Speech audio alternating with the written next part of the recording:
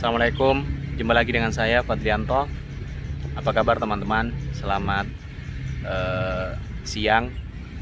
Saya sekarang lagi di taman alun-alun yang tempatnya rindang, sejuk, enak dan banyak banyak pepohonan ya. Terus kemudian banyak burung berkicau yang membuat hati dan pikiran kita itu tenang, nyaman. Sejenak kita bisa menghilangkan banyak pikiran, banyak persoalan ketika kita di sini. Dan juga karena ini adalah hari aktif, tentu sedikit orang yang datang. Nah, ini agak sedikit ya, sehingga membuat suasana itu lebih enak lagi. Kita bisa fokus, kita bisa merenung, kita bisa berdialog dengan diri kita sendiri dan bahkan dengan alam tentunya. Oke teman-teman, alhamdulillah hari ini kita tetap masih diberikan kesehatan, diberikan rezeki bernafas oleh Tuhan, kesehatan oleh Tuhan, dan itu adalah rezeki yang paling besar ya. Tidak ada yang rezeki lagi selain itu, walaupun ada rezeki yang lain tentunya yang kadangkala itu diambil, kadangkala tidak diberikan kepada kita. Kita patut syukuri apapun yang diberikan. Jangan pernah sia-siakan apa yang diberikan oleh Tuhan kepada kita, sekecil apapun itu teman-teman. Oke, sahabat-sahabat, teman-teman,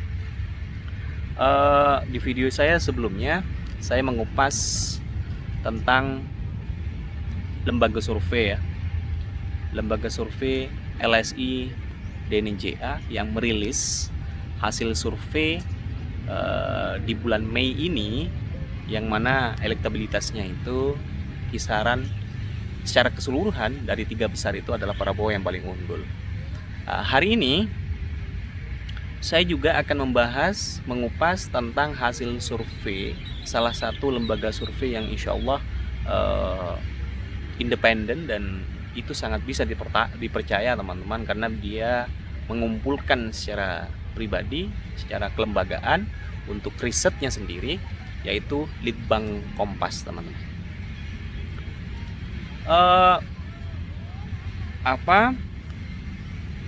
Dari hasil itu menariknya adalah sebenarnya tidak jauh berbeda dengan lembaga survei sebelumnya yang saya kupas, yaitu LSI DNJA, kawan-kawan, sahabat-sahabat, bahwa perolehan dari hasil pengumpulan data responden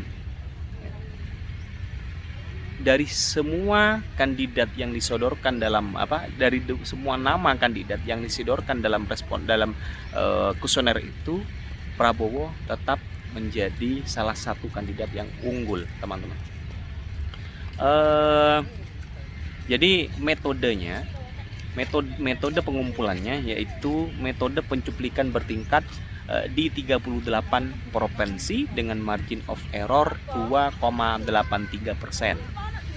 Itu tidak jauh berbeda dengan lembaga survei yang lain, dan jumlah kuesioner ataupun jumlah respondennya 1.200 responden.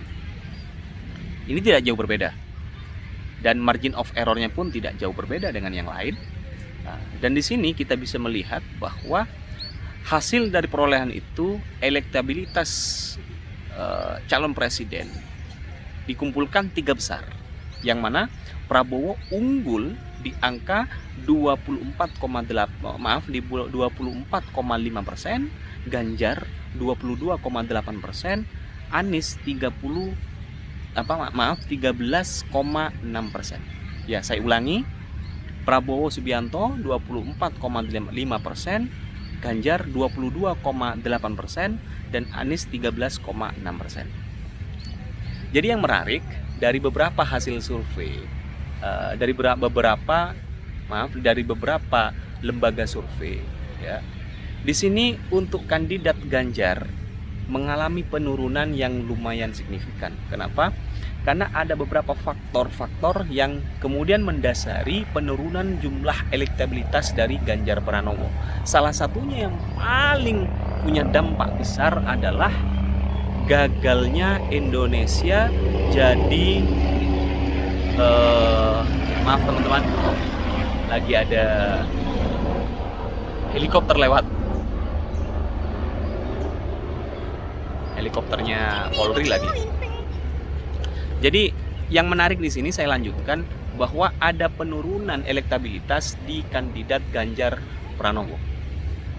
Yang paling mendasar dan paling terasa betul penurunannya adalah akibat dari gagalnya Indonesia menjadi tuan rumah Piala Dunia U20.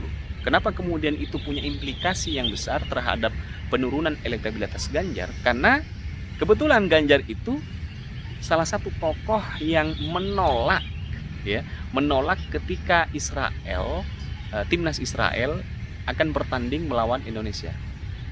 Dan salah satunya juga partainya beliau pun juga menolak. Nah, di sini menariknya adalah ternyata masyarakat itu punya respon yang sangat kuat, apalagi kita ini salah satu negara yang bisa dikatakan punya budaya sepak bola yang kuat, punya fanatisme fans klub yang kuat di dunia, yaitu Indonesia salah satunya. Dan di Asia saya kira yang pertama ya teman-teman. Walaupun ada Turki, tapi kalau kita bicara Turki itu salah satunya masuk di Eropa ya. Jadi kalau bicara soal Asia, Indonesia itu yang paling utama dalam bicara tentang atmosfer ataupun budaya sepak bolanya. Walaupun kita bicara soal timnas masih belum bisa berbicara banyak di tingkat global, di tingkat nasional, terlebih lagi bicara soal sepak bola Piala Dunia ya. Nah, ini yang punya implikasi besar. Kenapa kemudian Ganjar Pranowo itu mengalami penurunan elektabilitasnya. Walaupun ada hal yang lain juga terkait dengan persoalan-persoalan yang terjadi di Jawa Tengah, karena beliau ini masih menjabat sebagai gubernur Jawa Tengah.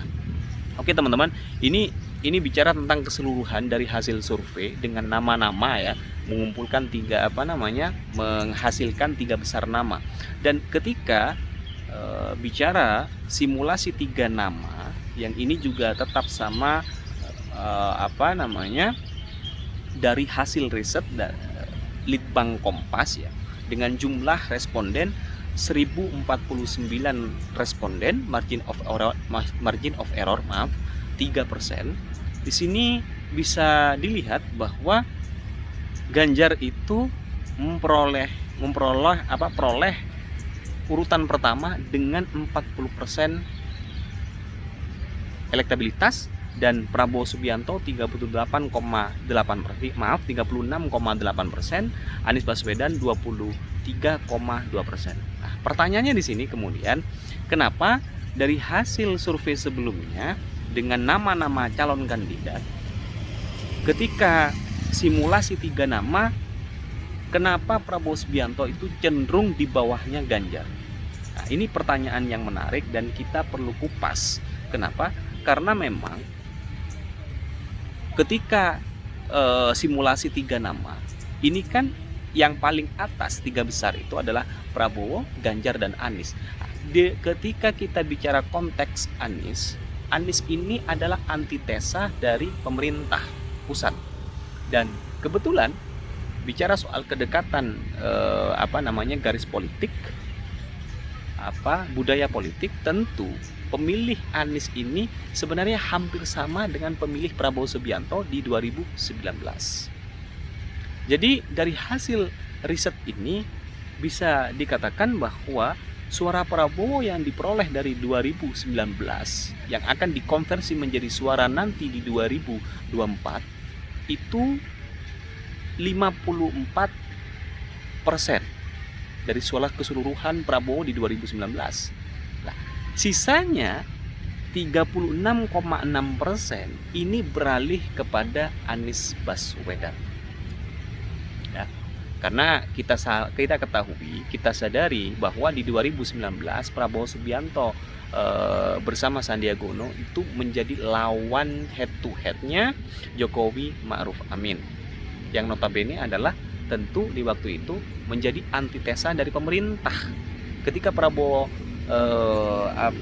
masuk dalam koalisi pemerintahan, ada beberapa pemilih Prabowo yang beralih kepada Anies Baswedan.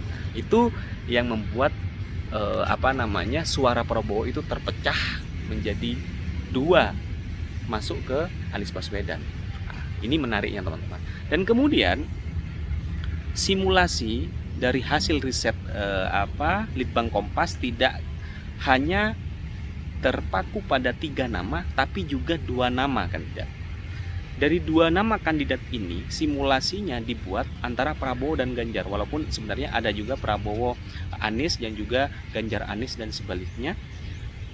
Simulasi 2 nama, saya hanya ngambil 2 nama, yaitu Prabowo dan Ganjar, karena ini yang paling memungkinkan teman-teman, karena sudah punya tiket yang pasti. Ganjar itu dari PDIP tanpa koalisi pun dia sudah punya tiket. Prabowo Subianto dengan koalisi dengan PKB sudah punya tiket, dan Anies Baswedan tentu ketika kita melihat hari ini Nasdem lagi ada persoalan ya, lagi diuji, bisa saja berubah dan lain sebagainya, walaupun kemudian sampai hari ini koalisi perubahan dengan terpaan banyak persoalan itu di tubuh Nasdem, mereka akan tetap kekeh, mereka tetap akan pada tujuan, mereka tetap akan punya komitmen untuk memajukan Anies Baswedan sebagai calon presiden di 2024 nanti. Namun kan kita juga bicara soal 2 putaran ya nantinya ya. Kalau kita semisal mengkaji 2 putaran itu dengan 3 nama, jelas bisa dipastikan bahwa dengan hasil survei Litbang Kompas, walaupun ini bukan menjadi patokan utama tentunya, yang akan lolos ke putaran kedua adalah Ganjar dan Prabowo, karena masing-masing 40% dan 36,8%. Nah, lantas kemudian dengan simulasi 2 nama di sini menariknya adalah Prabowo unggul sementara teman-teman di survei bulan Mei ini ya. Di bulan Mei ini Prabowo unggul di 51,1%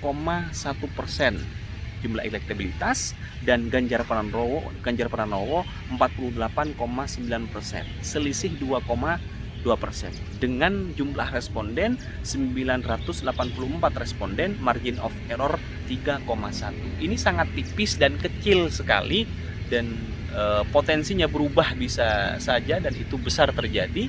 Kenapa? Karena ini masih di bulan Mei di 2023, dan lembaga survei tidak akan pernah berhenti di bulan ini saja.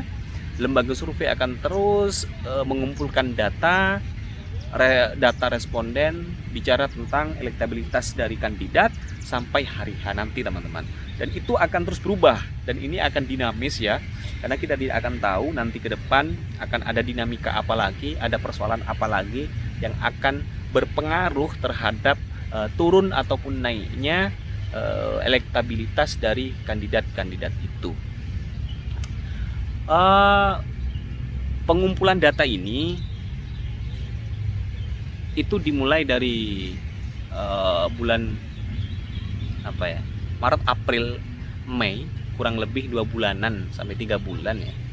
Jadi ada perubahan-perubahan di awal tahun, karena memang ada beberapa peristiwa yang saya katakan tadi, termasuk gagalnya Indonesia menjadi tuan rumah Piala Dunia, yang itu berpengaruh terhadap turunnya elektabilitas dari calon presiden Ganjar Pranowo, dan kemudian pecahnya suara Prabowo di 2019 ketika dikonversi menjadi suara di 2024 karena munculnya Anies sebagai kandidat. Itu memang menjadi hal yang sudah pasti, apalagi Prabowo dan Anies ini punya kedekatan secara politik, saya kira. Kenapa saya bilang? Karena di 2017 Anies Baswedan ini dimajukan oleh Gerindra yang motor penggeraknya adalah Prabowo Subianto sebagai kingmakernya, dikawinkan dengan Sandiaga Uno dan memenangkan kontestasi Pilkada 2017 melawan Ahok, teman-teman. Dan disitulah kemudian ada kesamaan politik kesamaan-kesamaan pilihan tentunya, dan kesamaan-kesamaan simpatisan dari dua kandidat ini. Jadi dengan kata lain bahwa ada kemungkinan nantinya ketika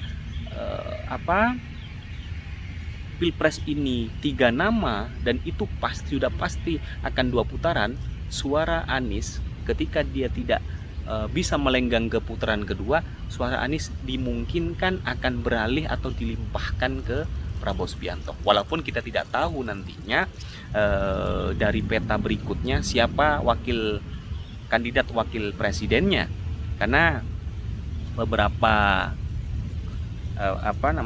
lembaga survei pun merilis beberapa nama dari tiap-tiap calon presiden yang akan mendampingi calon wakil presidennya. Salah satunya kalau di Ganjar itu ada Erick Thohir dan Sandiaga Uno. Ketika bicara soal Sandiaga Uno tentunya itu juga akan menggerus suaranya Anies Baswedan dan Prabowo, teman-teman.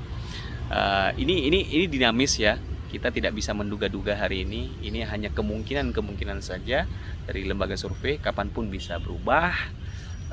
Tinggal kita sebagai masyarakat, kita harus benar-benar paham dan pintar dan cerdas dalam memilih calon presiden yang itu memang baik untuk kita, baik untuk bangsa dan negara, sesuai dengan kebutuhan bangsa dan negara, teman-teman. Memang kita sadari fenomena hari ini pasca reformasi ya, setelah kepemimpinan Susilo Bambang Yudhoyono, bahwa kita mengalami fenomena di mana masyarakat kita itu memilih pemimpin sesuai dengan tingkat popularitasnya dia sebagai pemimpin, yang konteksnya adalah pemimpin yang populis. Jadi tidak berbicara jauh mendasar bahwa kita memilih pemimpin yang punya pikiran strategik, pemimpin yang kuat, pemimpin yang